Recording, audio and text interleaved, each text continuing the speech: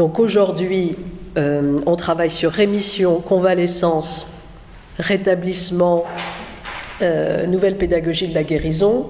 Alors bien sûr, j'aurais dû donner ça à Tourette Turgis. Elle nous aurait fait un cours parfait là-dessus, mais enfin on la nommera quand même beaucoup, parce qu'elle a beaucoup théorisé aussi cette notion. On va revenir sur la définition bien sûr des concepts, rétablissement, rémission, convalescence, ce qu'on entend par clinique du rétablissement.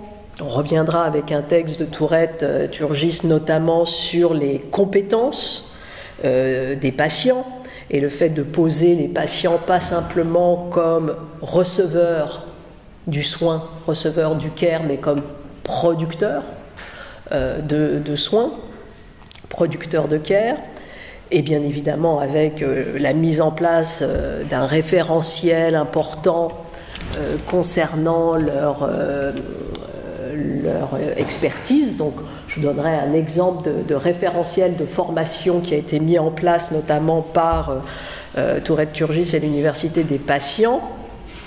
Dire quelque chose aussi de écriture et maladie, sur la question de la littérature des patients qui a beaucoup traité de cette question-là, bien évidemment, et comment ce qu'on appelle la biographisation est considéré même comme un acte thérapeutique et faisant partie du rétablissement, hein, c'est-à-dire faire récit faisant partie aussi du rétablissement. Donc je reviendrai sur plusieurs figurations comme ça littéraires de la maladie, sachant que bien sûr ce qu'on appelle la littérature des patients et par ailleurs l'écriture et la maladie, la littérature et la maladie, c'est pas la même chose. Mais bon, on reviendra un peu là-dessus. Aussi sur un point sur le fait que on a ce travail de biographisation des adultes, ce qui paraît logique, mais aussi des enfants. Et donc c'est tout à fait, on reviendra au travers d'un article plus spécifiquement sur ce travail des enfants dans la clinique du rétablissement et comment l'entrée dans le monde se fait par cette entrée par la maladie et qui est loin d'être quelque chose d'anodin. Et puis sur le dernier temps, on reviendra cette fois-ci plutôt philo. Donc, bien sûr, les questions de normativité et de normalité chez Canguilhem, avec la question de la nouvelle pédagogie de la guérison, du rétablissement. La grande santé chez Nietzsche, là aussi, grand philosophe de la convalescence, et précisément celui-même qui a posé le goût de la vérité et le goût du sens comme une maladie. Donc, c'est pas rien d'avoir métaphorisé cela. Et puis, quelques mots peut-être un peu sur le conatus avec Spinoza, c'est au travers d'un article notamment qui revient sur ces trois points. Mais surtout, Canguilhem et Nietzsche. Alors, tout d'abord, les définitions des termes. Donc là, le rétablissement, le recovery, c'est un concept anglo-saxon qui a été mis en place par différents mouvements d'usagers dans les années 80, 90, installez-vous, et tout simplement rétablissement qui prônait la reprise du pouvoir d'agir, hein, cette notion d'empowerment, notion capacitaire, et la notion de défense des droits. Donc ça, on reviendra, c'est quelque chose qui est d'ailleurs tout à fait posé chez Tourette Turgis, c'est la question du plaidoyer. Hein, c'est-à-dire que dans l'expertise du patient, il y a à un moment donné cette compétence de faire retour sur l'expérience intime, très bien, mais aussi l'expérience pour la société. L'expérience sociale, l'expérience politique, ce qui n'est pas tout à fait la même chose. Et d'ailleurs, elle a une formule assez belle en disant, voilà, il fallait donner corps, ou il fallait faire entendre ce vécu d'étonnement pour dire ce que traversent les patients, et notamment, bien évidemment, lors de maladies très caractéristiques qui ont un rapport avec le réel de la mort évident, que ce soit le cancer, que ce soit la clinique du sida, ou que ce soit des maladies chroniques, mais qui ont une expérience de la douleur incessante et répétitive, et qui est de toute façon, ce n'est pas la mort, mais c'est quand même la question mortifère. Donc, on est donc dans ces années 80-90. L'un des concepteurs du mouvement du rétablissement, Bill Anthony, qui explique en 93, je cite, « Le rétablissement est un processus foncièrement personnel et unique. » Et donc ça renvoie aussi au qualitatif et au subjectif de la position qu'on trouve chez Canguilhem, qui vise à changer ses attitudes, ses valeurs, ses sentiments, ses objectifs, ses attitudes et ses rôles. Donc on voit véritablement la question du transformatrice et la question nouvelle norme de vie à mettre en place. Pas dit comme ça, mais là aussi c'est du quasi-Canguilhem. C'est un moyen de vivre une vie satisfaisante, donc nouvelle pédagogie de la guérison. Il ne s'agit pas de faire disparaître la maladie, ni de la nier, il s'agit de vivre avec. Donc, et en même temps d'avoir cette exigence malgré tout d'une qualité de vie. Donc pas simplement la préservation des fonctions vitales, ou alors une vision très extensive de ce qu'est les fonctions vitales, c'est-à-dire avec la mobilité, la possibilité d'imaginer, de rêver, qui rentre dans la fonction vitale à côté de la fonction de respirer, la fonction digestive, etc. C'est un moyen de vivre une vie satisfaisante, remplie d'espoir et productive. Donc le rétablissement, c'est retrouver, encore une fois, le pouvoir d'agir. Et pas simplement être un bon patient. Malgré les limites, bien évidemment, résultant de la maladie, et le rétablissement va de pair avec la découverte d'un nouveau sens et d'un nouveau but à sa vie, à mesure qu'on réussit à surmonter les effets catastrophiques de la maladie, etc., etc. Alors, le rétablissement, souvent, dans un premier temps, c'était lié aussi au rétablissement dans la santé mentale. On y reviendra un peu, mais c'était aussi... et puis, le mouvement, bien évidemment, les principes aussi du rétablissement se sont... ouverts à d'autres pathologies. Donc, Nouvelle-Zélande, États-Unis, Australie, Grande-Bretagne, voilà, c'est d'abord ce territoire-là, et c'est pas neutre. C'est ce territoire-là parce que, pourquoi ? Parce que, si vous voulez, c'est un lieu où la conception étatique est en retrait, la société civile est devant. La question des services publics est plutôt portée par la question de la société civile, la question de l'autogestion est encouragée, elle est facilitée, et donc on a quantité comme ça de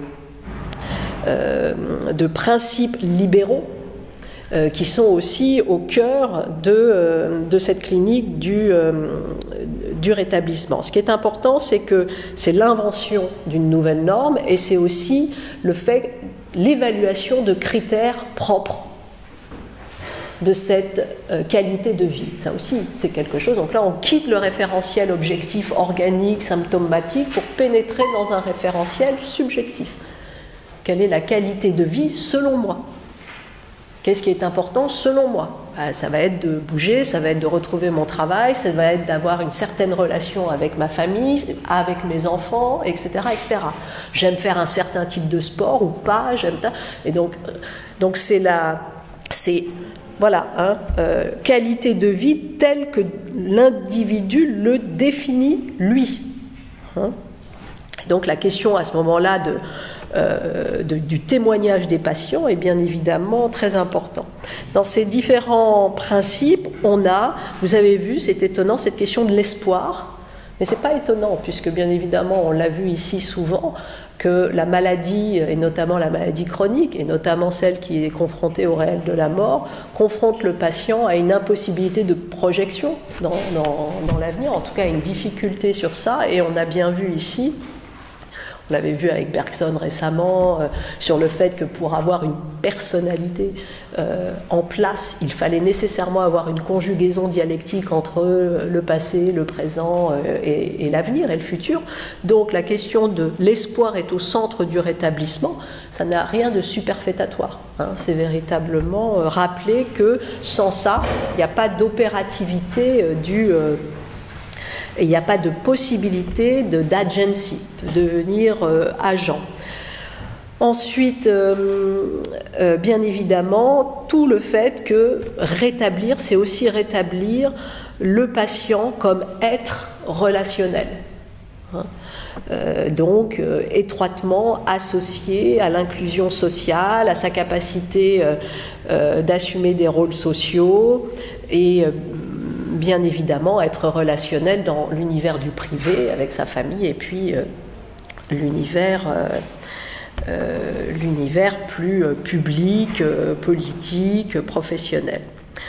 Alors là aussi, il y a ça c'est différents principes du rétablissement, il y a des séquences qui sont liées au rétablissement, qui ne sont pas sans nous rappeler aussi les séquences liées au deuil et au processus de deuil, avec des étapes, ou les séquences liées au post-traumatique. On a toujours ce phénomène du cycle, en fait. Alors là, ce qui est proposé, ce sont des séquences du rétablissement qui sont posées par Andresen, Caputi, Odes en 2006. Alors je cite 5 grands moments. Le moratoire, qui est essentiellement un retrait, caractérisé par un profond sentiment de perte et de désespoir. La prise de conscience, qui est tout l'univers de la réalisation, et éventuellement la prise de conscience que un pouvoir d'agir peut-être peut se mettre en place, mais on n'a pas encore les moyens, ni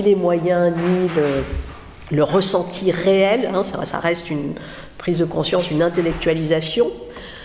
Troisième temps, la reconstruction, un travail actif qui est mis en place, des objectifs qui sont posés et qui précisément peuvent être posés par une collégialité d'acteurs, et même doivent. On verra que le rétablissement est une affaire unique, mais très collective. Et c'est ça, la gageure. Quatrième temps, la préparation, un bilan des forces, des faiblesses concernant le rétablissement, le début des efforts d'acquisition des compétences pour y arriver. Et puis, dernier temps, ce qu'ils appellent la croissance, le fait de mener une vie significative, marquée par l'autogestion de sa maladie, la résilience, la possibilité de construire une image de soi positive, l'auto-soin. L'auto-soin de façon durable. Donc ça, ce sont les grands enjeux. Vous avez un texte de Lise de Mailly, l'idée de rétablissement, recovery, dimension, ambiguïté, enjeu. C'est un court article scientifique qui nous permet d'avoir des précisions quant à l'usage de ce terme. D'abord, rappeler que le processus de recovery concerne une maladie. Donc on ne parle pas de rétablissement, par exemple, pour tout ce qui concerne le handicap, ou ne serait-ce que l'autisme, etc. Donc il faut de fait que le trouble soit de l'ordre de la maladie. Et à ce moment-là, il s'agira effectivement de voir comment, à partir de cette condition de maladie, on peut la dépasser. Et en même temps, le recovery n'est pas une guérison au sens, on l'a dit, habituel du terme, mais un faire avec, une manière d'apprivoiser, d'accepter, je la cite, de gérer une sorte de réhabilitation aussi. Alors le fait que non seulement on fait avec la maladie, mais on se réhabilite aussi socialement, on se réinsère avec cette maladie. Et puis, dernier point, où se rétablir, dit-elle, c'est se rétablir dans la ville. Sous-entendu, c'est l'ambulatoire. Donc c'est la question du capacitaire, c'est la question de l'ambulatoire. C'est le fait que, oui, il peut y avoir un moment avec l'hospitalier, mais c'est nécessairement un parcours. C'est nécessairement quelque chose qui va au-delà. Alors, les ambiguïtés, selon Lise de Mailly, c'est que le terme de rétablissement comme paradigme politique de transformation des pratiques, elle parle de la santé mentale, elle est ambiguë quant aux relations de pouvoir qu'il condense et euphémise.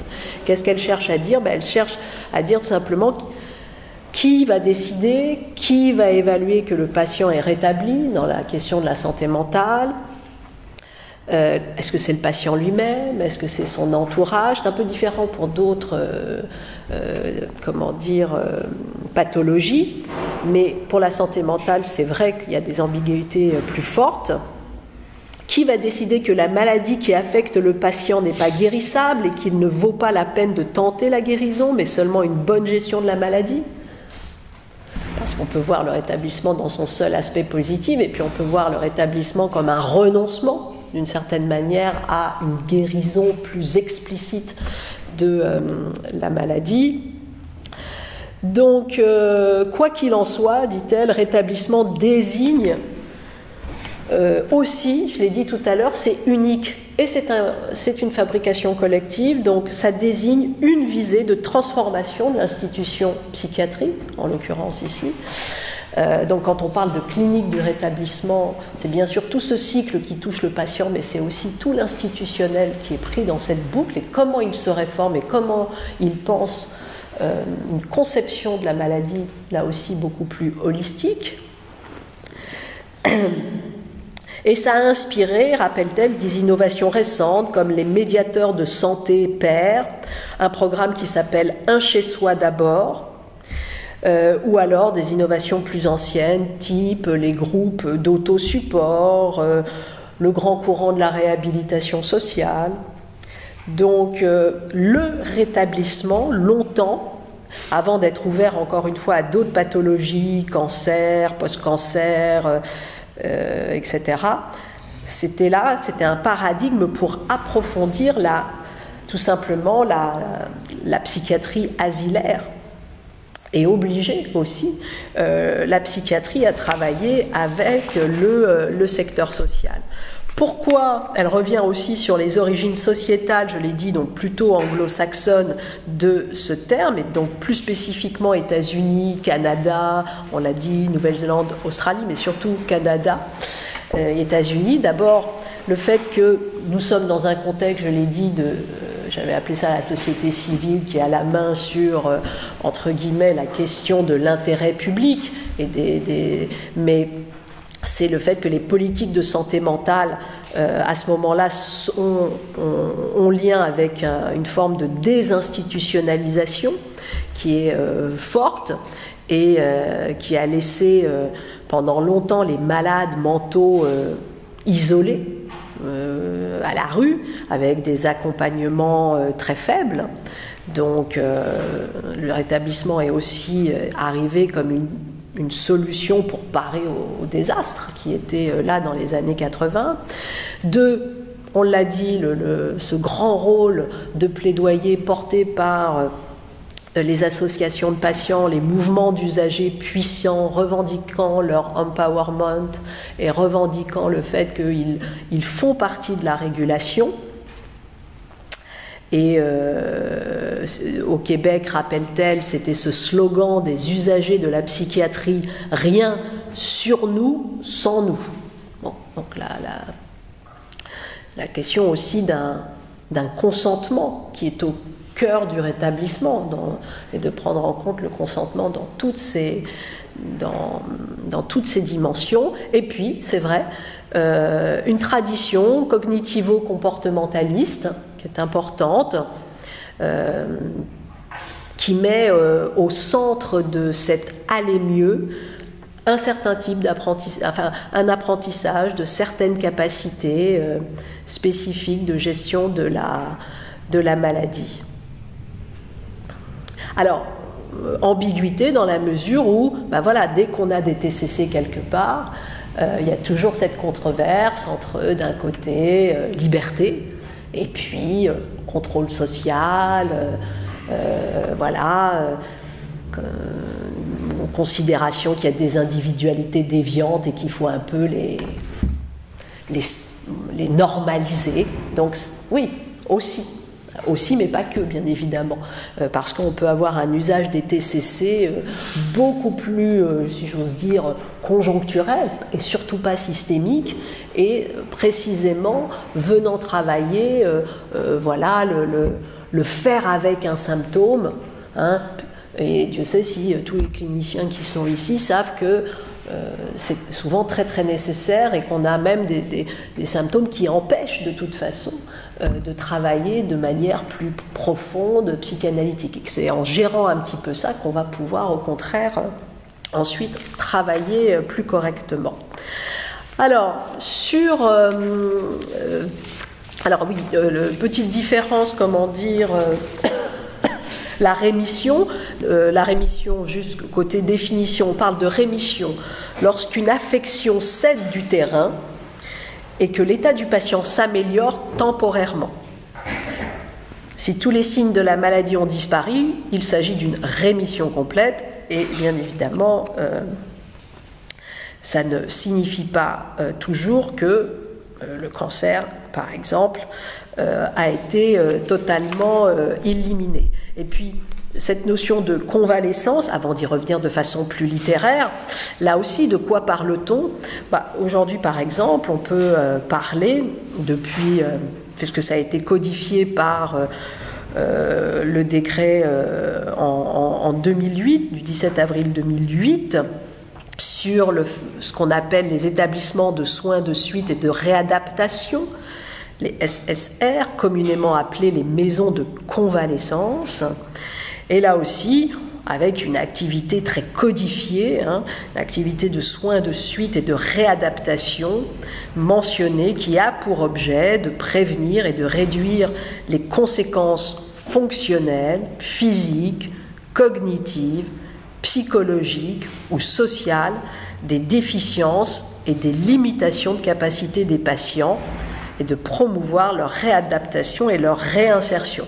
Donc ça aussi, les maisons de convalescence, c'est tout sauf quelque chose d'une affaire, si j'ose dire, personnelle, et la Haute Autorité de Santé a mis en place pas mal de programmes pour essayer de développer ce qu'elle appelle ces programmes de récupération améliorée, notamment après chirurgie.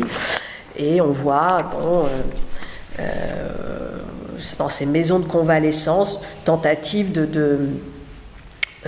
notamment sur la question de la chirurgie, d'essayer, on l'a tous fait, de penser un avant l'opération, un pendant l'opération, un après l'opération. Là aussi, de penser encore une fois la guérison comme un cycle, le rétablissement comme un cycle. Avant l'opération, préparer le patient physiquement, psychologiquement, etc. Pendant l'opération, être bien évidemment le moins invasive possible. Et puis après, immédiatement favoriser, stimuler l'autonomie du patient le plus rapidement possible. Bref, avoir des approches immédiatement capacitaires. Donc ça aussi, ça renvoie à la question de la convalescence. Bon. Les premiers programmes de récupération améliorée, de convalescence, de ces maisons, etc., étaient au Danemark dans les années 90. Parce qu'on sait très bien qu'à partir du moment où on réduit la durée moyenne d'un séjour, alors bien sûr ça fait sans doute du bien de manière rationaliste économique, mais ça fait aussi du bien dans la capacité précisément de se rétablir, quand on a subi un soin qui est justement invasif et problématique.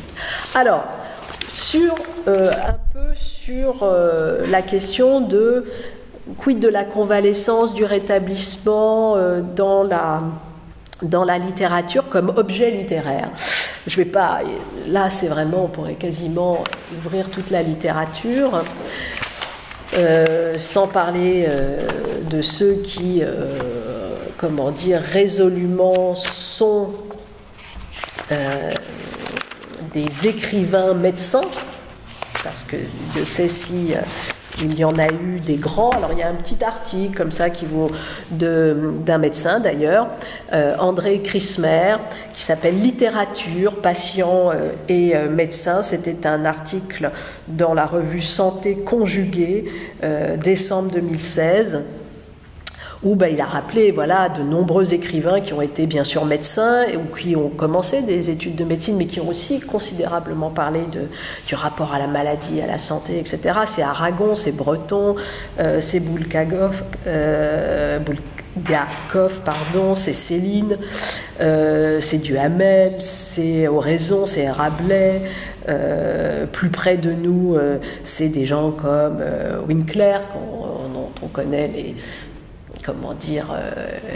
la littérature un peu plus nerveuse et généralement qui dénonce pas mal ce qu'il peut appeler avec d'autres le pouvoir médical. C'est de façon plus classique Tchekhov, enfin bref. Donc il revient sur cela. Si vous vous souvenez, je vais pas y revenir parce qu'on l'avait vu, je pense, dans le cours sur la résilience, ou j'avoue je ne sais plus, ou le cours sur la douleur, on avait rappelé le texte d'Augien sur sur son Ruven Augien, qui avait fait un texte sur son cancer qui s'appelle Mille et une nuits, Mille et une nuits, et sur ce mythe de l'amélioration de soi-même par la souffrance, sur une critique farouche contre le dolorisme, le fait de vouloir croire que la souffrance a un sens, sur aussi un très joli livre sur cette immense communauté des êtres humains souffrants.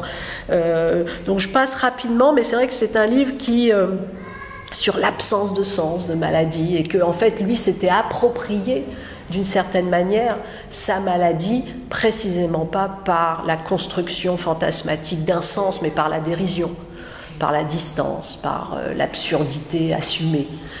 C'est un très joli texte là-dessus.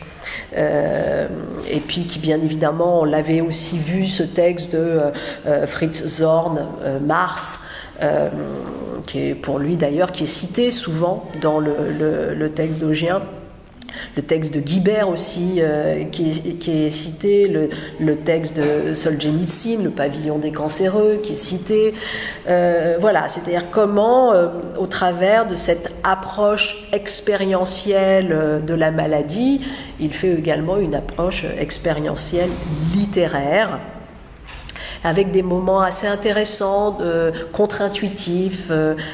Par exemple, ça c'est dans le texte d'Augien, comment il raconte la déstabilisation devant la gentillesse du médecin. Alors parfois, l'inverse, il trouve que le médecin est un sombre imbécile, mais parfois, il est presque plus mal à l'aise encore avec tout d'un coup une politesse qui est tellement différente de la manière de faire habituelle, que tout ça l'alerte absolument sur la gravité de sa pathologie. Il se dit, mon Dieu, je dois être dans un sale état pour qu'il soit aussi gentil. Et donc des pages où c'est très compliqué, parce que non seulement parfois effectivement le médecin ne donne pas assez, mais c'est aussi que le patient n'est pas toujours apte à recevoir. Et donc il y a des pages assez justes là-dessus.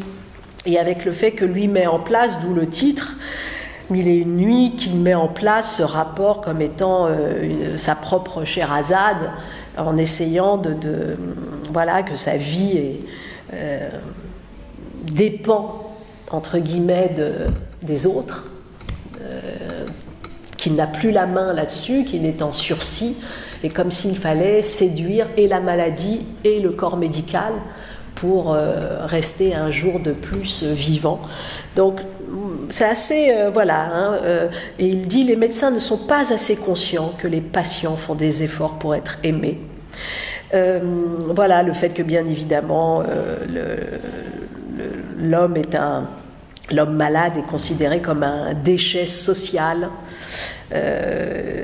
qu'il n'y a pas, encore une fois, de conditions métaphysiques de la maladie, etc., etc. Donc ça, c'est un texte, bon, voilà, mais sinon, c'est vrai que longtemps, dans la littérature, ce qui a émergé, c'est la maladie collective. Hein, c'est l'épidémie, c'est la peste, c'est le choléra, et ça très tôt, hein, dès Oedipe-Roi de Sophocle. L'objet littéraire, ma maladie, c'est plus tardif, et d'ailleurs on a des grandes pages qu'on peut trouver d'ailleurs chez Montaigne. Montaigne, c'est, je dirais, c'est la naissance de toute façon de... vous vous souvenez, je suis l'objet de mon propre livre, hein, donc c'est moi, mais sous-entendu, c'est moi avec les viscères et tout, hein, donc également l'objet littéraire, la maladie comme objet littéraire, la vieillesse comme objet littéraire, vous la trouvez également dans cette renaissance avec Montaigne. C'est bien sûr indissociable de Rousseau, qui même se pose comme « je suis né infirme et malade », et puis pendant longtemps, on a eu, là aussi, je ne vais pas ressortir la Dame aux camélias, etc., mais la grande maladie, ou Thomas Mann, la montagne magique, etc., la grande maladie, c'était la tuberculose.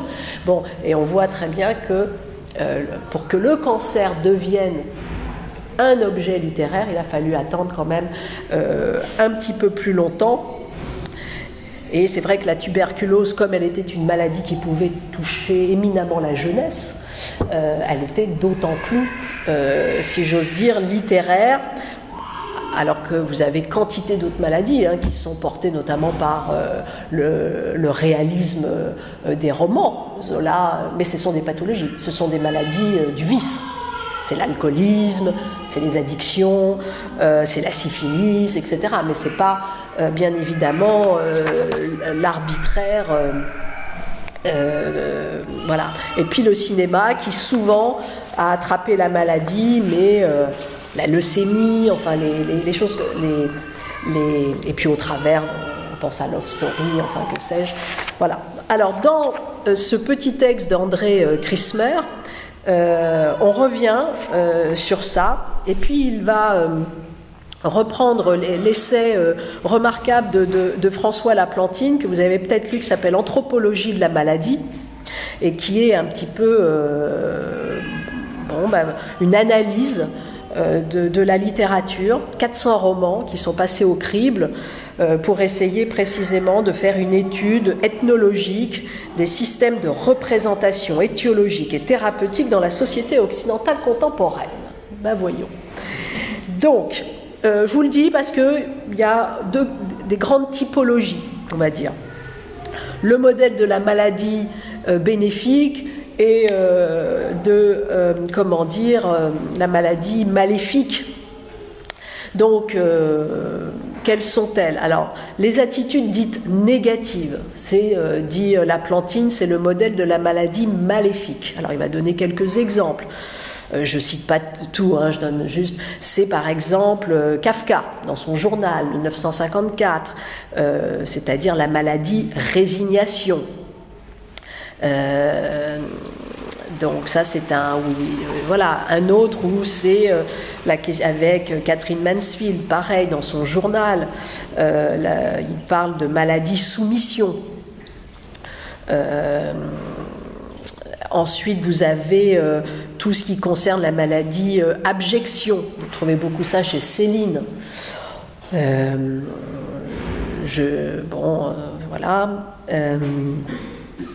La maladie humiliation.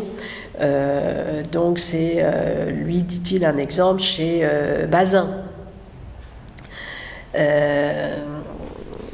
Et puis tout ce qui concerne l'horreur, le désespoir, il cite Soriano.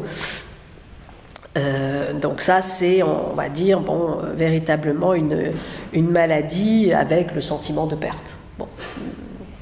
Et l'impossible sublimation de ce sentiment de perte, quitte à aller vers la question du ressentiment. Bon.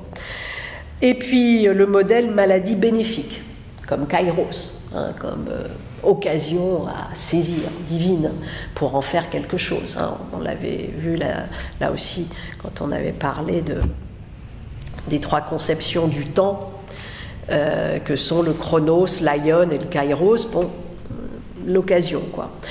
Alors là, c'est la maladie gratification, exploit. On a ça, dit-il, chez Michel Léris, dans L'âge d'homme. La maladie guérison, au sens, par exemple, chez Marie Cardinal, dans Les mots pour le dire. Si, j'explique que c'est la maladie guérison, hein, c'est si je n'étais pas devenue folle, je ne m'en serais jamais sortie. Hein, c'est la boucle, voilà. Est-ce que vous vous souvenez un petit peu ce que dit Fritz Zorn? Je ne sais pas si vous vous souvenez quand il dit c'est la seule chose qui me soit arrivée d'intéressante dans ma vie. Heureusement que je suis tombée malade et que j'ai eu un cancer, parce que sinon j'aurais été vraiment un imbécile jusqu'au bout, quoi. Et ça m'a sauvée de tout, quoi, de la bêtise, de la bourgeoisie de mes parents. Ça a été le retournement. Donc c'est ça, hein, quand il dit maladie guérison, c'est maladie métamorphique, quoi. Maladie volupté, Simone de Beauvoir, une mort très douce. Je cite, elle découvrit le plaisir d'être servie, soignée, bichonnée. Bon, c'est assez rare. Hein. La maladie salut, c'est-à-dire comme désignation inversée, hein, au sens de, il y a ceux qui sont, c'est un destin.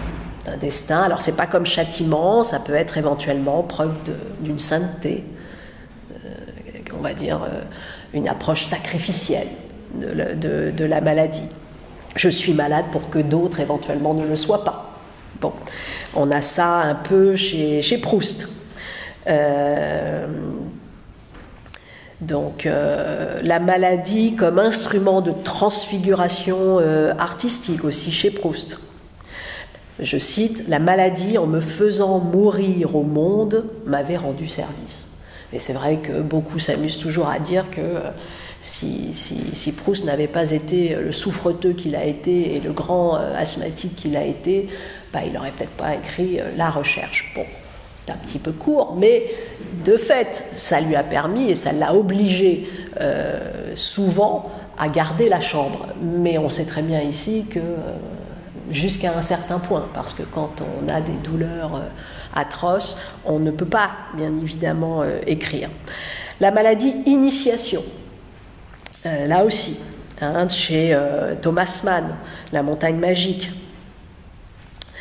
La maladie comme terre promise, là aussi, donc vous voyez, dans Reversy, La vraie vie, lorsque la maladie se révèle et frappe, enfin s'en trouve la terre promise, l'univers nouveau dont nul avant qu'il y accède ne saura rien. Ce qui est dans le sens d'une maladie, vous avez... il y a toujours ce problème autour de la maladie, si vous voulez, et de la qualité de perception au monde. Souvent, la maladie peut réactiver cette qualité de perception au monde, c'est-à-dire tout d'un coup, on est plus sensible, on est plus présent au sens, etc. Puis parfois, au contraire, la maladie peut venir attaquer cette capacité de perception du monde, et c'est là où c'est véritablement violent, parce qu'il y a un affaiblissement, un appauvrissement sensoriel, et qui fait que même là, la personne ne peut pas trouver le compensatoire pour résister à la maladie. Et c'est vrai que quand on travaille en clinique, on essaye précisément de revenir travailler sur cette capacité d'élaboration imaginative de la perception pour précisément trouver de la compensation et permettre un rétablissement plus aisé.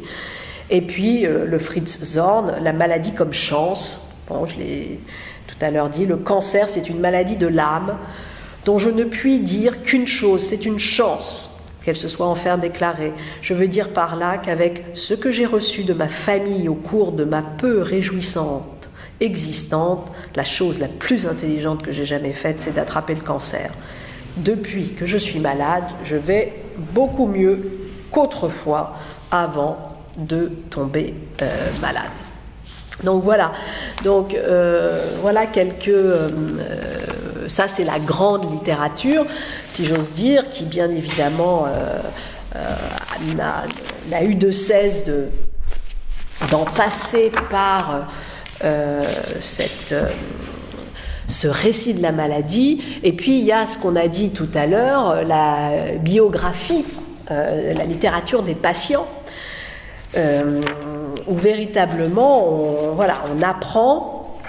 Alors par exemple, je vous renvoie il y a tout un numéro entier qui est un très bon numéro de la revue bien connue Le Sujet dans la Cité, que vous connaissez peut-être. Et donc ça, c'était un numéro entièrement dédié au rétablissement. Et l'article que je cite là, c'est ce qui s'appelle « Savoir-vivre avec la maladie, apprentissage biographique et récit de résistance ». Donc 2014, la revue Le Sujet dans la Cité, et le texte est de Eliseu Clementino de Souza. Donc là, sur ce texte-là, plus spécifiquement sur la biographie et la biographisation des individus adultes. Je cite, « Vivre avec la maladie relève d'une disposition d'esprit et d'un processus d'apprentissage qui s'inscrit dans les expériences biographiques des individus. L'accueil de la maladie comme expérience vitale dans l'histoire des sujets est mis en évidence dans les auteurs des récits en ce qu'ils explicitent la façon dont elles potentialisent leur envie de vivre et stimulent leur stratégie de redéfinition de soi. » Voilà. Donc, et à quoi sert ce récit de la maladie? Souvent à expliquer les diverses formes de résistance quotidienne qu'ils mettent en place pour bien évidemment s'opposer à la maladie. La biographisation dans ce sens-là, vous l'avez aussi dans un autre article, Raconter pour vivre, avec des maladies chroniques. Et là, on parle de l'expérience des enfants hospitalisés. C'est un texte de Passeggi, Rocha et Desconti. Toujours dans Le Sujet dans la Cité, et toujours ce même numéro de 2014. Où là, dans la question de la clinique du rétablissement, la place de l'école à l'hôpital est déterminante. Fait résolument partie, alors, pour ce qui concerne les enfants, vraiment de la pédagogie de la guérison. Donc les classes hospitalières, et alors elle prend plus spécifiquement les classes hospitalières qui sont celles du Brésil. On l'avait entendu d'ailleurs, comment dire, au nom, puisque Passeggi est une professeure de l'Université fédérale du Rio Grande do Norte. Bon, je n'ai jamais fait de l'espagnol, donc voilà, c'est maintenant su. Donc dans les classes hospitalières au Brésil, et donc les enfants dans ces classes biographient leur expérience à l'hôpital. Et l'analyse de leur récit montre que dans ces activités de biographisation, qu'est-ce qui se passe? Ils retrouvent une sécurité affective et émotionnelle. Et cette sécurité affective et émotionnelle leur permet d'élaborer, des nouvelles façons de vivre. Et Canguilhem aurait dit des nouvelles normes de vie. Donc, d'élaborer des nouvelles façons de vivre avec la maladie, d'affronter bien sûr les épreuves de l'hospitalisation et de faire des projets d'avenir. Et bien évidemment, cette notion de la biographisation montre à quel point il est impossible de dissocier une conscience de la maladie elle-même. Et bien évidemment, une existence et une conscience se déploient ensemble dans la maladie, venant récuser le schéma dualiste du corps malade et de la pensée restée intacte. C'est Dolory Montberger qui dit cela. Alors c'est intéressant parce qu'elle revient aussi sur le fait qu'il faut sortir absolument de cette invisibilité de la condition sociale de l'enfance, parce que voilà, ils sont non seulement capables, mais ils en ont besoin. Et c'est pour ça que, par exemple, on a un gros dossier avec Tourette-Turgis qui est tout sauf simple, mais qui est sur cette idée de dire, tiens, a été mis en place une université des patients adultes. Est-ce que ça fait sens d'aller mettre en place un cursus à destination des enfants malades, qui ont aussi une école? Est-ce que ça doit s'appeler l'école? Est-ce que ça doit s'appeler l'université avant l'heure? Mais est-ce que ça dit quelque chose de venir précisément considérer que oui, non seulement il y a une expertise de l'enfant, mais il y a des compétences précises et que, entre guillemets, une diplomation ou une reconnaissance de ces experts, de ces compétences est nécessaire non seulement pour l'enfant, mais aussi pour les familles. Bon. Et donc, ça c'est... Donc dans le texte, elle redit encore que c'est contre l'invisibilité de la condition sociale de l'enfance qu'on, précisément, il est important de mettre en place aussi ce type d'activité, ce travail biographique sur soi. Et elle rappelle le pouvoir heuristique de la narration, donc véritablement le pouvoir méthodologique, la possibilité d'avoir un outil là qui vient nous permettre de découvrir quantité de choses. Tout simplement rappeler que pour l'enfant, être soumis à des hospitalisations, c'est mettre sa vie à l'envers, et que donc, à quoi sert le récit? À mettre sa vie à l'endroit, pour le dire simplement. C'est une manière toujours d'ordonner le chaos provoqué par les ruptures que la maladie introduit. Donc, le pouvoir heuristique de la narration à la première personne, la dimension autopoïétique de la réflexion sur les expériences existentielles. Là aussi, en fait, tout ce qui va permettre de mettre en lumière le caractère agent, l'agentivité des personnes malades, qui agissent pour le maintien de soi en vie.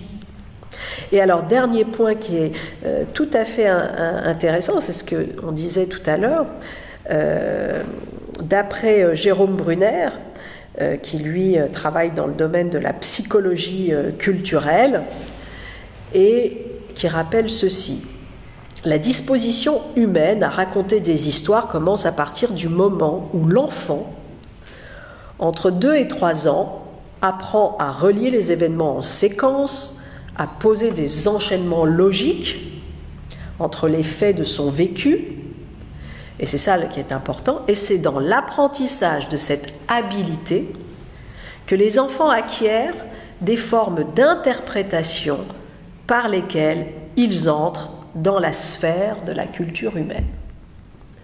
Donc c'est très intéressant, c'est-à-dire que c'est par précisément la maladie qu'ils se sentent exclus d'un monde, et c'est par la biographisation de cette maladie qu'ils vont refaire lien avec ce monde comme la grande sphère de la culture humaine, et qu'ils, tout d'un coup, ont la possibilité de se sentir inclus dans cela. Elle parle également de du travail biographique qui est l'intense effort mental déployé par les enfants pour, je cite, métaboliser des expériences contradictoires ou dissociatives et modifier dans le sens d'une nouvelle figuration de soi les représentations qui les orientent dans leur appréhension des situations et des personnes. Donc, pareil, réflexivité autobiographique.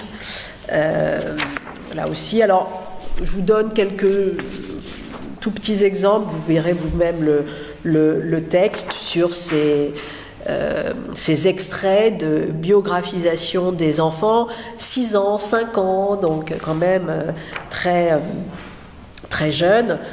Par exemple, l'apprentissage biographique de la douleur.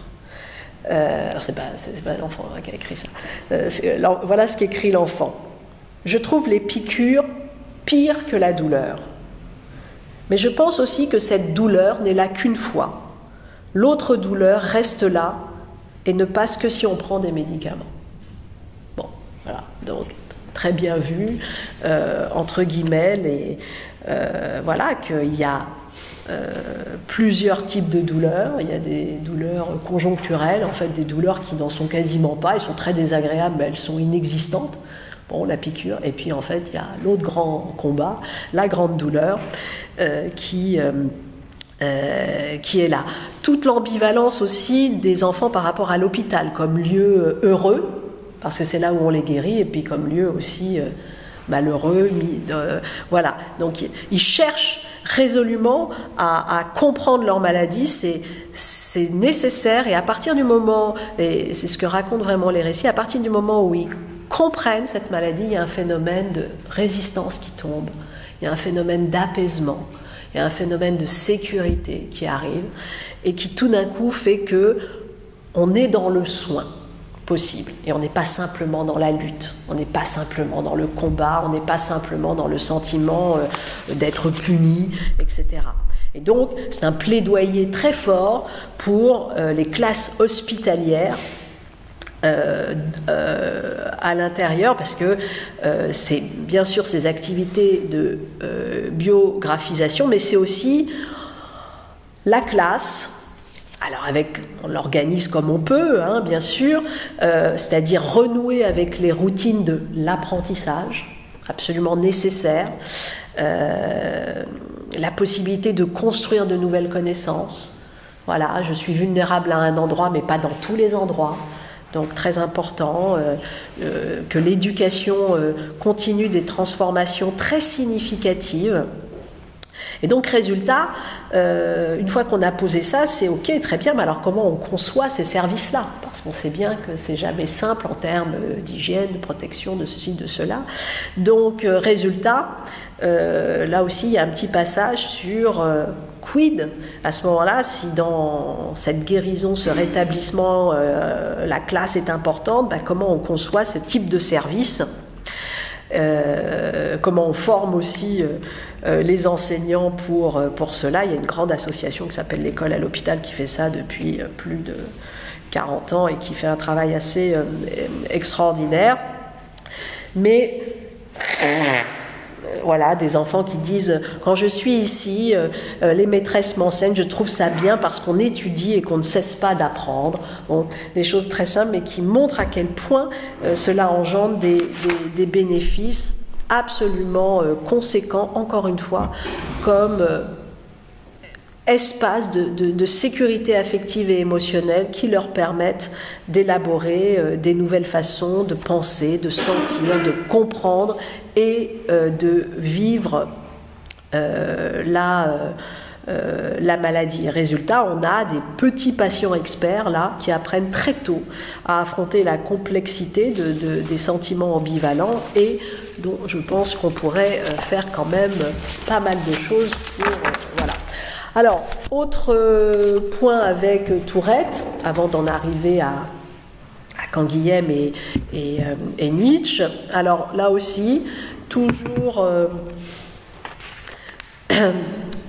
dans la revue Le Sujet dans la Cité, donc c'est l'article plus spécifiquement de Tourette-Turgis et de Pereira-Polo, de l'accès à l'expérience des malades c'est le grand cheval de bataille de Tourette, à la professionnalisation de leur activité, reconnaître le care produit par les malades. Hein, ce que j'avais dit, comme faisant véritablement partie du parcours aussi de rétablissement.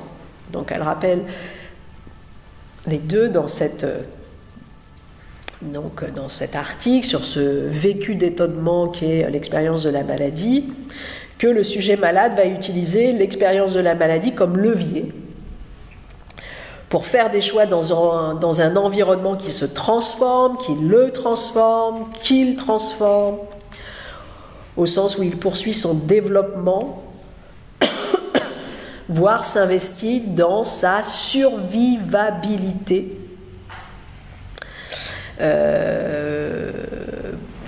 Et au sens notamment, pourquoi le sujet s'est trouvé transformé, notamment parce que la maladie l'a désinstitutionnalisé.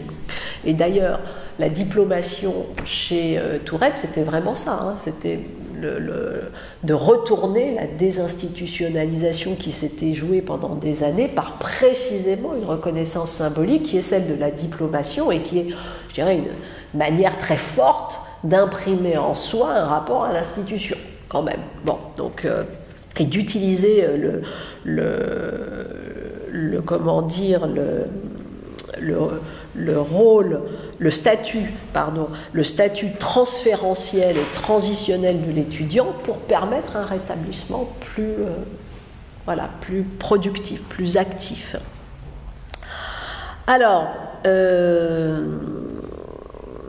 donc elle rappelle que ces nouveaux itinéraires thérapeutiques, en améliorant les chances de guérison, de rémission, de rétablissement, ont modifié définitivement le parcours existentiel et social des malades chroniques, et que, bien évidemment, les malades produisent chaque jour des activités tendant à maintenir le monde en l'état et à le maintenir vivable, de manière à pouvoir assurer eux-mêmes leur survivabilité. Donc là, on est dans le sens d'un créateur de care et pas simplement dans le fait de recevoir des autres le care. D'où reconnaître le care produit par les malades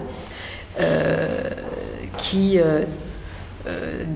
dit-elle, voilà, les activités de care sont les principales contributions au développement humain et au bien-être social. Les sentiments qu'elles mobilisent, ces activités de care, font partie des biens collectifs affectifs. Et que bien évidemment, en ce sens, le care dépasse totalement les frontières de notre simple vie privée. Bon, ça renvoie à Tronto, on l'a vu ici, sur réparer le monde, habiter le monde, le fait que le monde ne peut exister que s'il est l'objet d'un soin. Et puis l'article termine sur la validation du care dans un dispositif de reconnaissance des acquis. Donc tout ce qui renvoie, on l'a dit tout à l'heure, à l'expérience à usage personnel, l'expérience à usage social, et puis l'expérience à usage politique. Et donc, elle est allée un peu plus loin sur ce travail de la formalisation de la reconnaissance du care comme producteur d'expérience et de savoir. Et je vous donne juste un exemple de référentiel de formation de diplôme universitaire qui existe à l'Université des patients, mission d'accompagnement du parcours patient en cancérologie. Donc, c'est divisé notamment entre 4 grands blocs de compétences. Le premier, c'est s'approprier son expérience. Ça renvoie à quoi ? Ça renvoie à la mise en place de savoirs existentiels sur le cancer. Donc, analyser les contenus de son expérience vécue, pour ceux qui vivent ou ont vécu le cancer. Donc, les savoirs existentiels, et puis ensuite les savoirs expérientiels sur le cancer. Donc là, on a parlé des activités de biographisation à visée pédagogique. Donc écrire sur soi, à soi, pour soi. Premier temps. Bon, très bien. Écrire sur soi à s'adressant à autrui. Deuxième temps, une interaction. Et puis, on l'a dit tout à l'heure, écrire sur soi pour faire du plaidoyer. ce qui est encore une autre étape de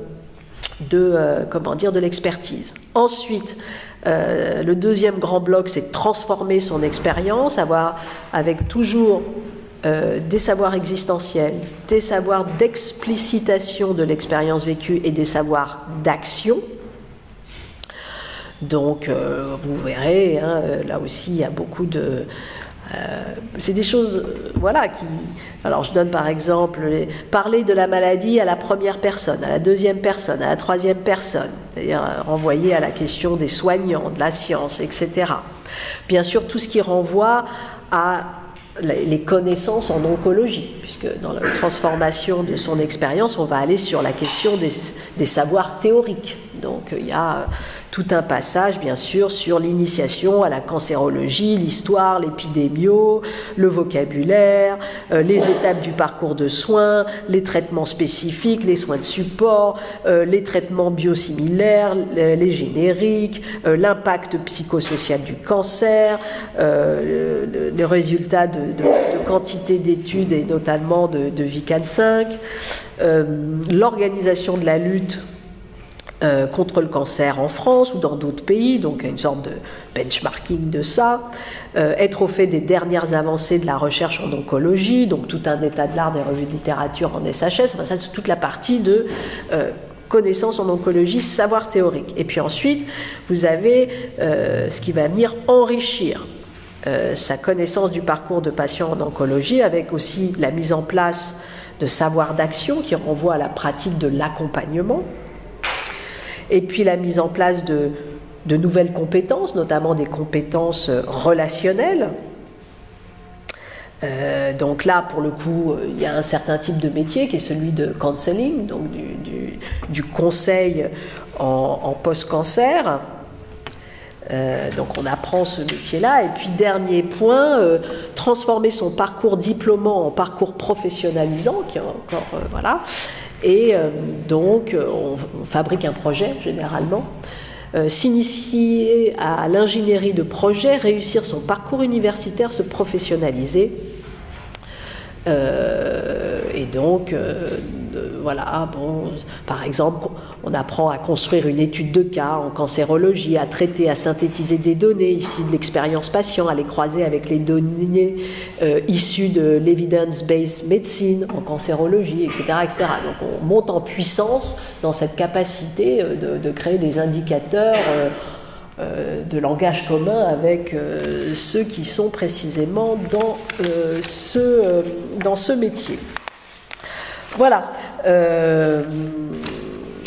Donc ça, c'était pour un petit peu les questions de rétablissement. Et puis, maintenant,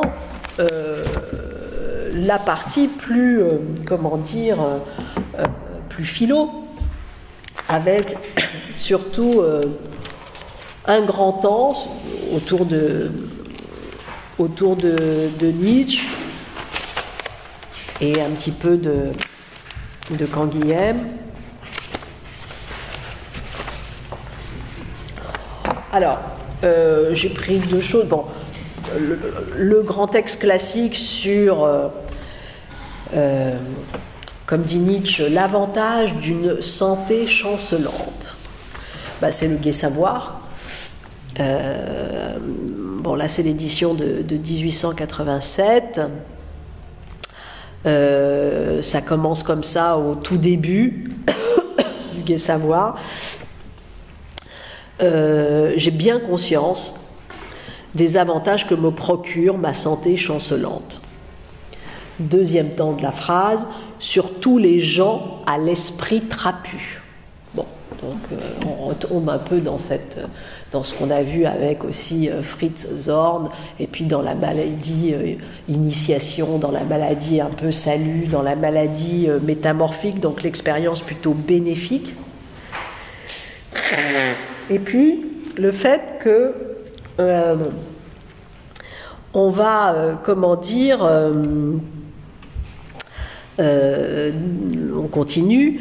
Le philosophe est celui qui a parcouru le chemin à travers plusieurs santé.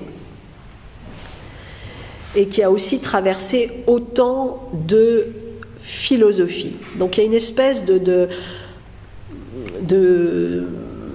comparaison possible entre voilà, la manière de vivre la philosophie et puis la manière de traverser plusieurs santé ou plusieurs maladies. Qu'est-ce que le philosophe ou qu'est-ce que la philosophie? C'est précisément cet art de la transfiguration. Autre point important et qui vient bien évidemment faire un sort au dualisme cartésien, nous ne sommes pas libres, nous autres philosophes, de séparer le corps de l'âme, comme fait le peuple, et nous sommes moins libres encore de séparer l'âme de l'esprit. Voilà, donc sur véritablement ce continuum total, et qui souvent est réveillé par la maladie, précisément. Hein, la santé, entre guillemets, l'absence de maladie, c'est le silence des organes, dirait l'un, et le fait de dire que, bah, tiens, je crois que j'ai pas de corps, que mon esprit est tranquille, enfin que tout ça est totalement divisé. Et puis tout d'un coup, la redécouverte du corps comme non-évidence, c'est quand ce corps est justement physiologiquement touché. Donc on ne peut pas séparer tout ça. Et d'ailleurs, ceux qui font ça ne sont pas des philosophes, ce sont des grenouilles pensantes. Hein. Nous ne sommes pas des grenouilles pensantes, nous ne sommes pas des appareils objectifs et enregistreurs avec des entrailles en réfrigération. Voilà. Donc, l'organe réfrigéré, la grenouille pensante, ben, c'est celui qui sépare. Et bien évidemment, le philosophe ne sépare pas. Alors, qu'est-ce que nous sommes? Ben, nous sommes, la vie consiste pour nous à transformer sans cesse tout ce que nous sommes en clarté et en flamme, et aussi tout ce qui nous touche. Nous ne pouvons faire autrement. Et résultat, qu'est-ce qui est posé dans ce prélude, entre guillemets, dans ces premiers temps du Gai Savoir? Et pour ce qui en est de la maladie, ne serions-nous pas tentés de demander si d'une façon générale nous pouvons nous en passer? Donc, là il y a, est-ce qu'il est possible de se passer de la maladie à partir du moment, en gros, où on veut avoir un rapport de réelle connaissance avec le monde? Et pas d'idéologie, et pas de croyance, mais de réelle connaissance. Il va dire: la grande douleur seule est la dernière libératrice de l'esprit, celle qui enseigne le grand soupçon. Et vous savez que très souvent Nietzsche a posé sa philosophie comme une philosophie du soupçon.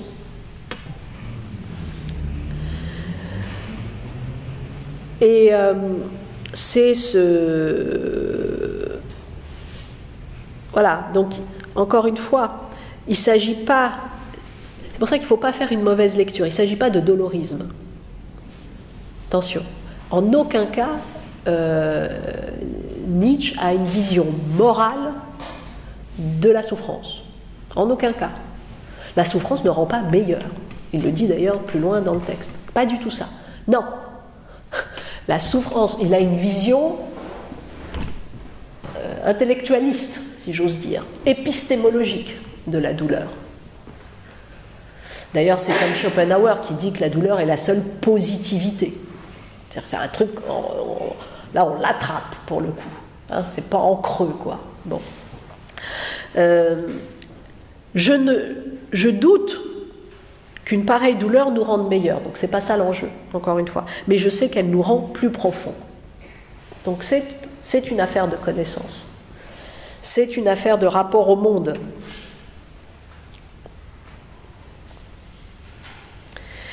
Toujours on revient comme un autre homme. Il y a plus de profondeur, de sévérité, de silence, de méchanceté.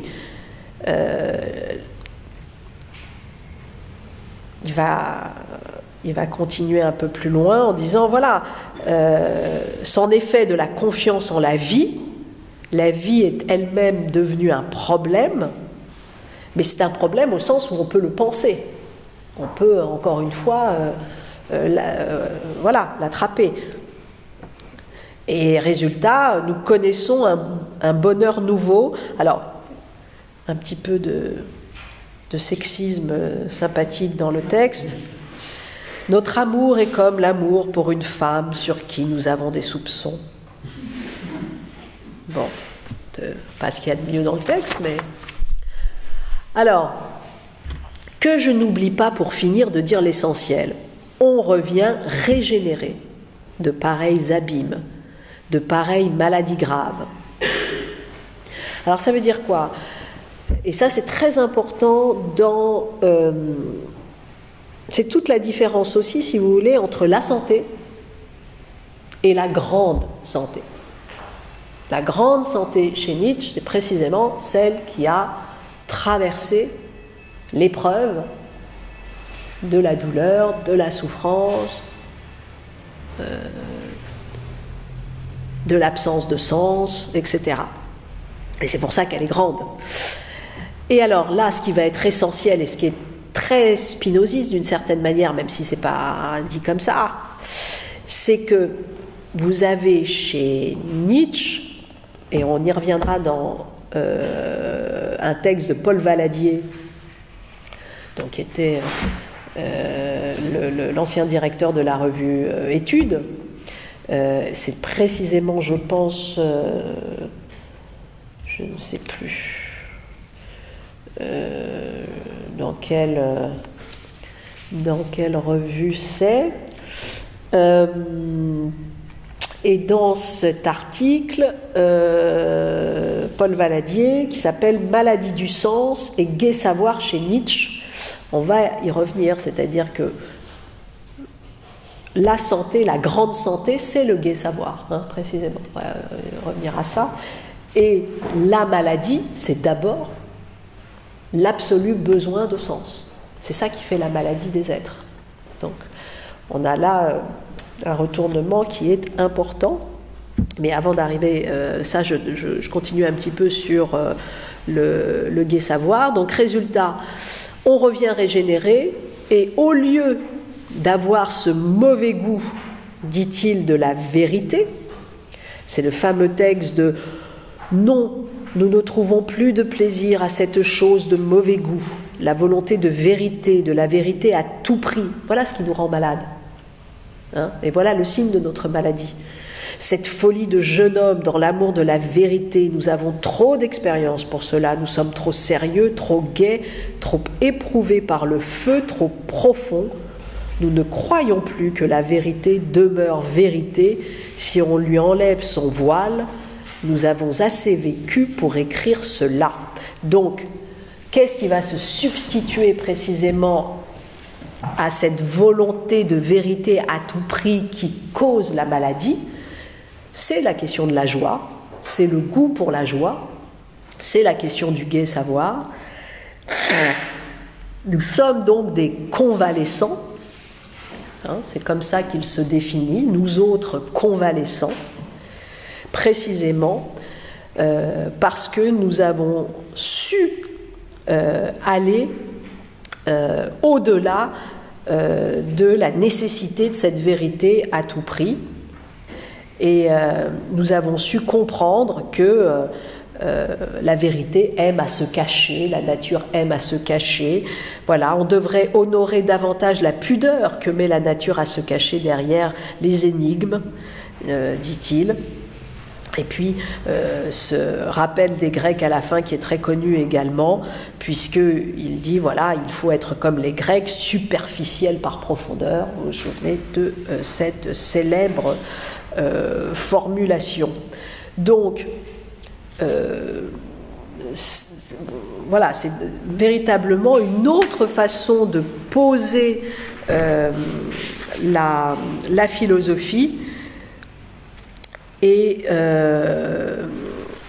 également le rapport, bien évidemment, à la vérité, pour que le rapport à la vérité ne soit pas,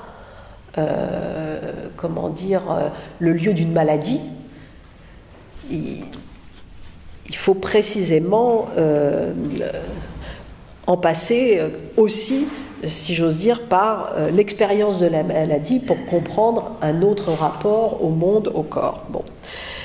Plus loin, dans un paragraphe qui s'appelle « Santé de l'âme », il revient là-dessus, la célèbre formule de médecine morale, la vertu est la santé de l'âme.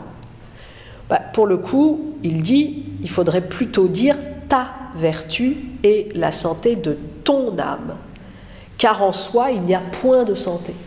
Donc là aussi, on est dans une approche subjective, hyper qualitative, unique, singulière de la maladie. Car en soi, il n'y a point de santé. Et toutes les tentatives pour donner ce nom à une chose ont misérablement avorté. Il importe de connaître ton but, ton horizon, tes forces, tes impulsions, tes erreurs, surtout l'idéal et les fantômes de ton âme pour déterminer ce que signifie la santé. Il faudra que nos médecins perdent la notion d'une santé normale. Là aussi, dans notre article, si on a le temps tout à l'heure, c'est vraiment, chez Canguilhem, la différence entre normalité et normativité. Canguilhem est du côté de la normativité, le fait de créer une norme. Certainement pas d'avoir une santé normale. Donc il faudra que nos médecins perdent la notion d'une santé normale, d'une diète normale, du cours normal de la maladie. Et alors seulement, il sera peut-être temps de réfléchir à la santé et à la maladie de l'âme et de mettre la vertu particulière de chacun dans cette santé. Et puis enfin, plus loin, encore, c'est vers la fin du Gai Savoir, ce qu'il appelle la grande santé, c'est-à-dire cette santé plus vigoureuse, plus aiguë, comme la douleur aiguë, plus endurante, plus intrépide, c'est-à-dire une santé que non seulement on possède, mais qu'il faut aussi conquérir sans cesse, puisque sans cesse il faut la sacrifier. Donc en gros, la grande santé, c'est tout ce qui fait que nous n'avons pas aussi un rapport à notre propre vie sécuritaire, passant par le principe de précaution permanent, mais que nous comprenons qu'il y a des risques à prendre pour précisément être dans ce sentiment énergétique de soi-même. Un autre idéal court devant nous, un idéal singulier, tentateur, plein de dangers, un idéal que nous ne voudrions recommander à personne, mais en l'occurrence, certainement à soi. Alors, dans le petit texte sur maladie du sens et Gai Savoir, alors, qu'est-ce que dit Valadier? Précisément, qu'est-ce qui est source de maladie? C'est l'excès de sens. Ce n'est pas l'acharnement thérapeutique, c'est l'acharnement à donner sens à la vie, à vouloir donner un sens à la vie. Voilà ce que c'est que la maladie. Et c'est une maladie si grave et si permanente, dit-il, dans l'humanité, qu'elle est aux yeux de Nietzsche l'état normal et constant dans l'histoire. Donc un lien très fort posé entre sens et maladie qui fait que, à ce moment-là, il va essayer de mettre en place une autre conception, entre guillemets, de la connaissance, qui est celle du Gai Savoir. Il va parler non pas de raison rétablie, mais de raison restaurée, ce qui n'est pas si loin. C'est-à-dire enfin une connaissance qui a un rapport avec la vérité, mais qui est débarrassée de l'obsession de sens. Donc c'est ça, la maladie du sens. Et il rappelle, Valadier, que chez Nietzsche, la maladie a constitué une sorte de principe herméneutique permettant de lire l'histoire de la philosophie et d'interpréter même les différents systèmes philosophiques. Il dit aussi très souvent que les philosophes n'ont jamais fait que penser leur propre maladie, et que c'est ça qui leur a permis de constituer, entre guillemets, un système, mais surtout que la philosophie est une très très très longue histoire de rapports faussés au corps, de dénégation du corps. Il définit dans la généalogie de la morale l'homme comme l'animal malade et que, hélas, il a besoin de souffrir pour exister et pour éprouver le sentiment de son existence, et que les civilisations ne sont au fond que d'immenses systèmes carcéraux ou des espaces de torture subtils et raffinés. Alors qu'est-ce que c'est que ces tourments que l'homme s'inflige? En fait, c'est une sorte de retournement de la vie contre elle-même, dit Valadier, c'est-à-dire que la souffrance où s'exprime la maladie humaine trouve sa source dans l'incapacité où est l'homme de se supporter lui-même, ou de porter la vie telle qu'elle est, en ce qu'elle a en effet d'insupportable, de mystérieux, d'insaisissable. Et donc résultat, c'est parce qu'il n'arrive pas à faire face au mystère de la vie, que résultat, il veut absolument trouver un sens à sa souffrance, et que donc on a ce jeu entre, pour éviter la souffrance du mystère, de l'inconnu, on va se fabriquer, entre guillemets, une souffrance de sens, et qui elle-même va être considérablement mutilante en termes de pensée, puisqu'en gros elle va proposer quelque chose de dogmatique, et elle va enfermer l'homme dans cette idée même d'une approche morale de la souffrance.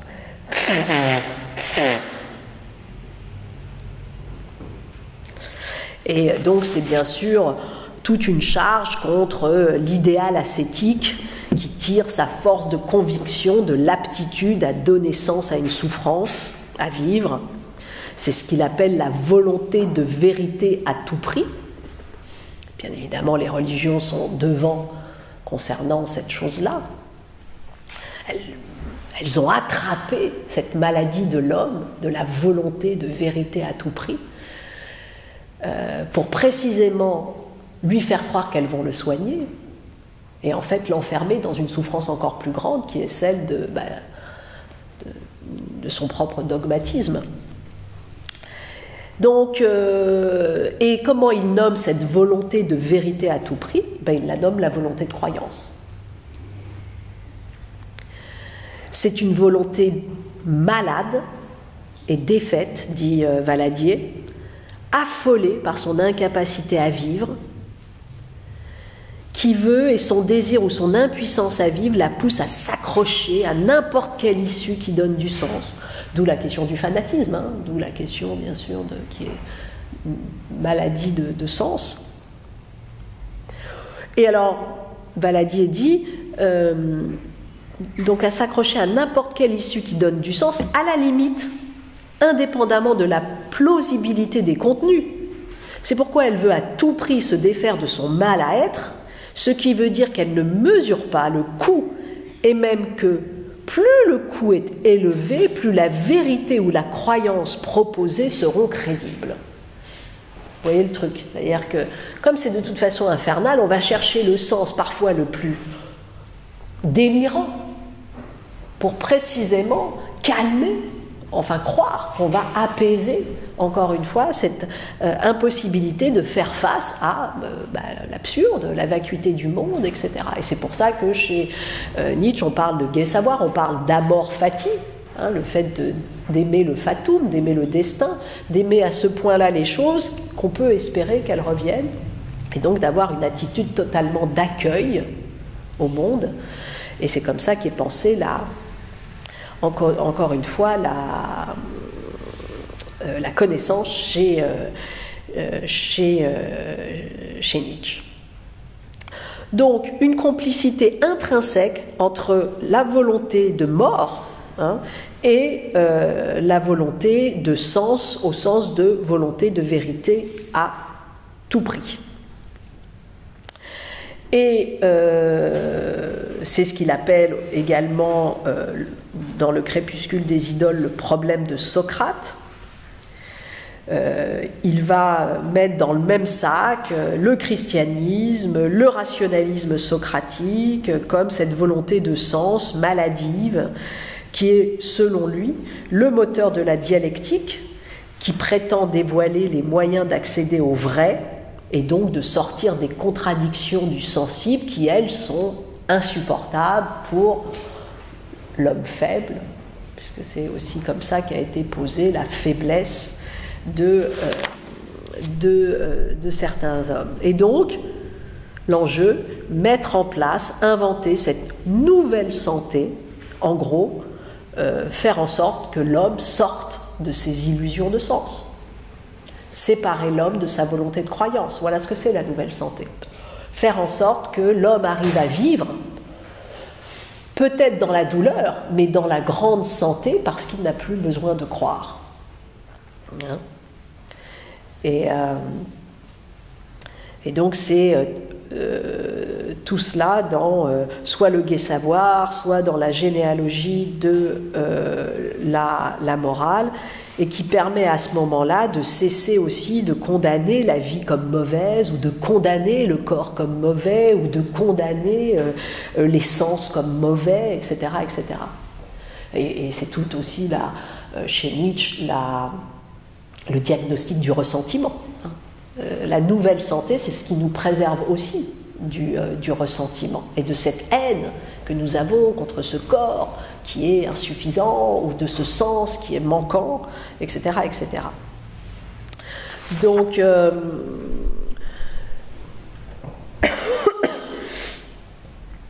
donc voilà, donc ça c'est en gros là aussi c'est intéressant de voir que Valadier va définir le nihilisme, donc qui est normalement la néantisation du monde, le nihilisme comme cette volonté de se donner un monde rassurant.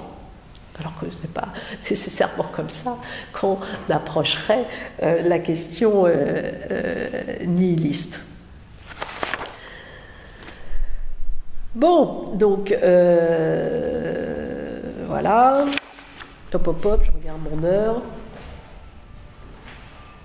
Ah oui, bah tu vois, on est vaguement dans les temps. Alors j'avais dit quand même, je dirais, 2-3 petites choses, je vous renvoie, vous ferez le chemin seul.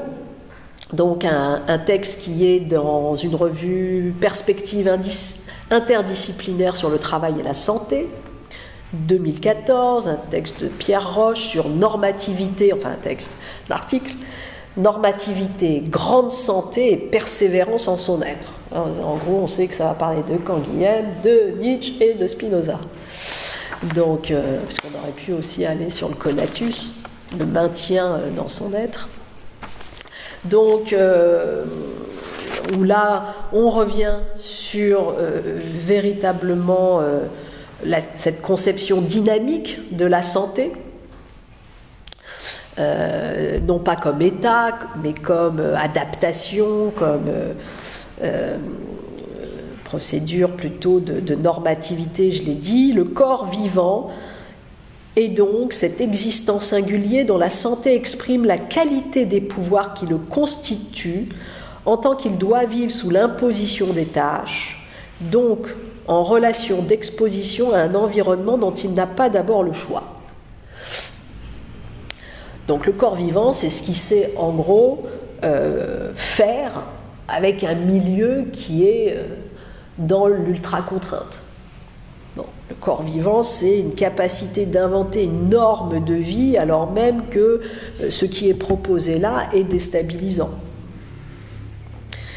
Donc, situer la santé comme une expression du vivant et non pas comme un état de celui-ci, et situer la santé comme une expression de ses contradictions, de ses conflits, de ses tensions avec le milieu. Santé et normativité, encore une fois, l'homme est vraiment sain lorsqu'il est capable de plusieurs normes. Donc, lorsqu'il est plus que normal. Et attention,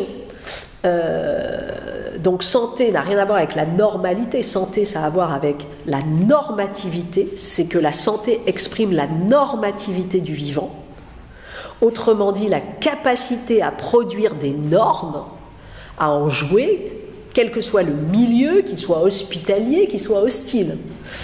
Ça c'est quand on est en bonne santé.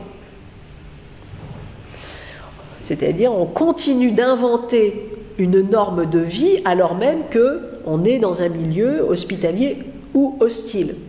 On exprime sa capacité à transformer, voire à instituer ce milieu, autant qu'à le subir. Très bien. Qu'est-ce que la maladie alors à ce moment-là ? La maladie, ce n'est pas la disparition de la normativité. C'est ça qui est intéressant chez Canguilhem. Ce n'est pas la disparition, c'est la diminution du pouvoir normatif, ce qui n'est pas tout à fait la même chose. Et donc la maladie n'exprime pas pour autant une absence de normativité. Elle ne se situe pas dans le négatif, la perte ou encore la privation. Elle est une forme de vie, même si elle exprime une diminution de sa puissance normative. Elle est la continuation de l'effort de vie, mais dans un milieu rétréci. Donc résultat, on voit très bien que le rétablissement, c'est ça qu'il attrape. Il attrape le fait que, ok, il y a diminution du pouvoir normatif, mais il y a puissance normative, bien évidemment. Et donc, la maladie est encore une norme de vie, quand Canguilhem dit une norme inférieure en ce qu'elle ne tolère aucun écart des conditions dans lesquelles elle vaut, incapable de se changer en une autre norme. Donc, il y a une atteinte sur la capacité normative. Ok, mais en même temps, ce n'est pas la perte d'une norme. Et donc, on va avoir un genre de vie, une allure de vie qui peut avoir le sentiment d'être dépréciée, bien sûr, mais qui pour autant est bien là. Et un petit peu plus loin dans le texte, et j'en finis, il passe à la grande santé de Nietzsche et de ce qu'elle a commun avec Canguilhem, et notamment il cite Barbara Stiegler qui a beaucoup travaillé sur ces questions et qui explique que le critère ultime de la santé, c'est quoi ? C'est l'aptitude à s'ouvrir au surgissement des possibles, et non, bien évidemment, dans le pouvoir de stabiliser les objets en vue d'une maîtrise, mais que, en fait, c'est d'être dans cette capacité de permettre l'émergence d'une nouvelle norme de vie.